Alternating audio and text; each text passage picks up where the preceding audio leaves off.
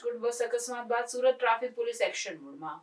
રાજકોટની બસ અકસ્માતની ઘટનાને પગલે સુરત ટ્રાફિક પોલીસ તાત્કાલિક એક્શનમાં આવી છે। આ ઘટનાના અનુસંધાનમાં ટ્રાફિક પોલીસની ટીમે વીઆર મોલ પાસે બસ ડ્રાઈવરોની ચકાસણી હાથ ધરી હતી। બ્રેથ એનાલાઇઝર મશીન દ્વારા ડ્રાઈવરોની દારૂ પીનારી સ્થિતિની તપાસ કરવામાં આવી હતી અને લાયસન્સની ચકાસણી કરવામાં આવી। આ પહેલનો હેતુ ભવિષ્યમાં આવા અકસ્માતોને અટકાવવાનો અને જાહેર સુરક્ષા સુનિશ્ચિત કરવાનો છે।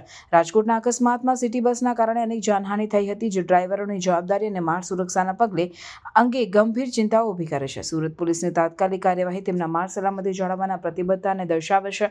આવા પગલાં પરિવહન પ્રણાલીમાં જાહેર વિશ્વાસ પુનઃસ્થાપિત કરવા માટે મહત્વપૂર્ણ છે। ચકાસણી દરમિયાન પોલીસે ટ્રાફિક નિયમોનું પાલન કરવા અને ડ્રાઇવિંગ દરમિયાન સતર્ક રહેવાની મહત્વતાને રેખાંકિત કરી હતી। તેમણે ડ્રાઈવરો માટે નિયમિત આરોગ્ય અને તંદુરસ્તી ચકાસણીઓની જરૂરિયાત પર પણ ભાર મૂક્યો હતો, જેથી તેઓ વાહન ચલાવવા માટે યોગ્ય હોય। આ પહેલ માર્ગ સલામતી સુનિશ્ચિત કરવા માટે સત્તાવાળાઓ અને ડ્રાઈવરો વચ્ચેની સહભાગીદારીની યાદ અપાવે છે। સુરત પોલીસની કાર્યવાહી પ્રશંસનીય છે, પરંતુ તે ટ્રાફિક વ્યવસ્થાપનમાં તંત્રાત્મક ફેરફારની જરૂરિયાતને પણ દર્શાવે છે। સતત દેખરેખ, કાયદાઓના કડક અમલ અને જાહેર જાગૃતિ અભિયાનો ભવિષ્યમાં આવા બનાવોને અટકાવવા માટે જરૂરી છે।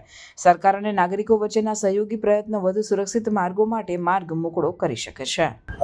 જે ગુજરાત રાજ્યની અંદર હાલમાં ઓવરસ્પીડિંગ અને ડ્રિંક એન્ડ ડ્રાઈવના જે બનાવો બને છે, જેમાં આમ જનતાને ભોગ બનવું પડે છે, એના અનુસંધાનમાં ગુજરાત રાજ્યના જે બનાવો અકસ્માતના છે એનો ઘટાડો લાવવા માટે આજે અમારા સુરતના પોલીસ કમિશનર શ્રી અનુપમસિંહ ગેહલોત સાહેબ, અમારા જોઈન્ટ સીપી શ્રી રાઘવેન્દ્ર વત્સ સાહેબ, અમારા ડીસીપી અમિતા વનાણી સાહેબ અને અમારા એસીપી શ્રી ટંડેલ સાહેબે એક ટીમ સ્વરૂપે બીઆરટીએસની બસોના ડ્રાઈવરોનું ડ્રિંક એન્ડ ડ્રાઈવ અંગેનું ચેકિંગની એક ટીમ બનાવી અને અમને સૂચના આપવામાં આવેલી હતી। જે અનુસંધાને આજરોજ વીઆર મોલની સામે આવેલા બીઆરટીએસ બસ સ્ટેન્ડ તથા આજુબાજુના બીઆરટીએસ બસ સ્ટેન્ડની અંદર જે બસો આવે છે એને રેન્ડમલી એના ડ્રાઈવરોના ડ્રાઇવિંગ લાયસન્સ અને એમનું બ્રેથ એનાલાઇઝર વડે અમે ચેકિંગ કરેલ છે, જેમાં કોઈ પણ ડ્રાઈવર ડ્રિંક એન્ડ ડ્રાઈવ કરતો મળી આવેલ નથી।